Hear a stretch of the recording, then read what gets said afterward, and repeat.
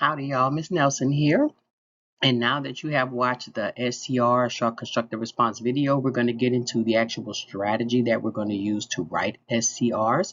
For some of you, this strategy might be brand new, but for some of you, this might be a review. And we're just going to get into the practice of writing an SCR effectively in response to your reading. So when writing an SCR, we're going to use what is called the race strategy. Again, whenever you have to respond to your writing, the shortest, quickest way to write an effective response is to race to the answer. And as you can see, each letter stands for something, and we're going to get right into that. So the R in race is basically rewriting your response. So for example, you're going to reword it, restate the question, and make it into a statement as part of the answer that you provide. So if you look at the example below, the question asks, what color is the sky? You would reword your answer by saying the color of the sky is. Again, the R is basically rewording your question into a statement.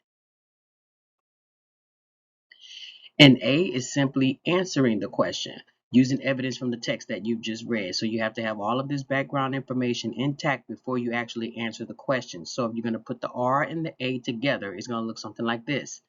What color is the sky?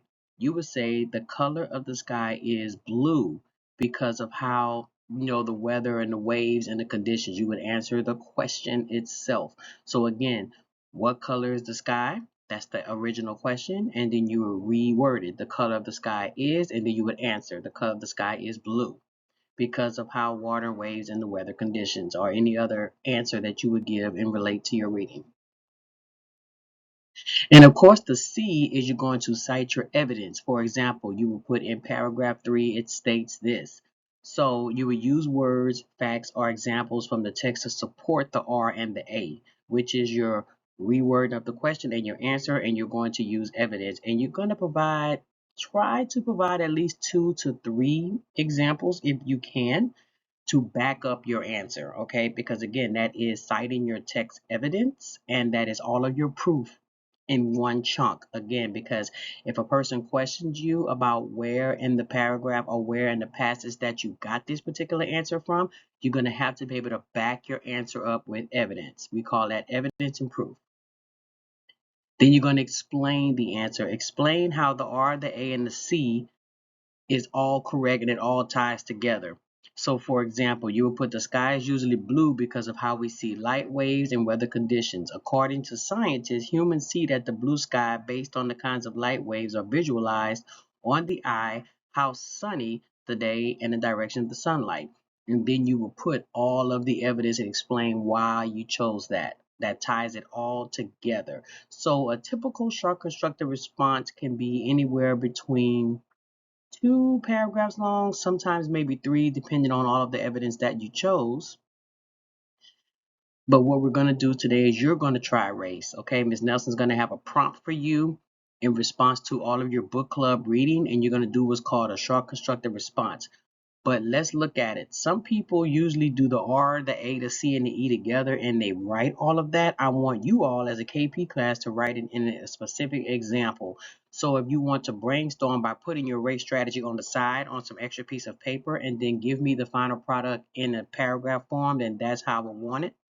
I'm going to be looking for all of that. I'm going to be looking for the rewording of the question. I'm going to be looking for the answer that responds to your book club text, citing evidence of where you got it from in your book club text, and I'm going to be looking for you to explain your answer of why you chose it. So again, just some simple little constructive response thinking sheet. This is what you're going to do inside of your notebook. You're not going to put this on the actual answer slide whenever you turn your assignment in. This is just some brainstorming for you, okay?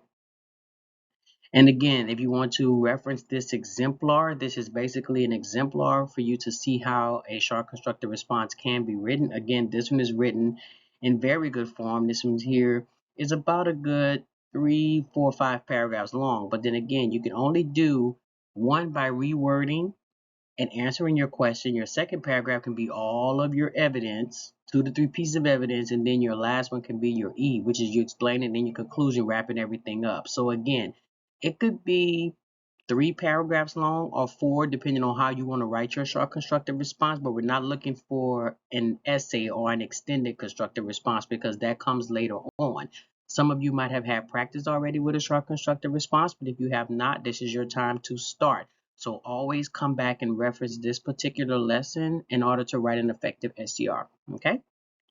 Have a good day, everybody.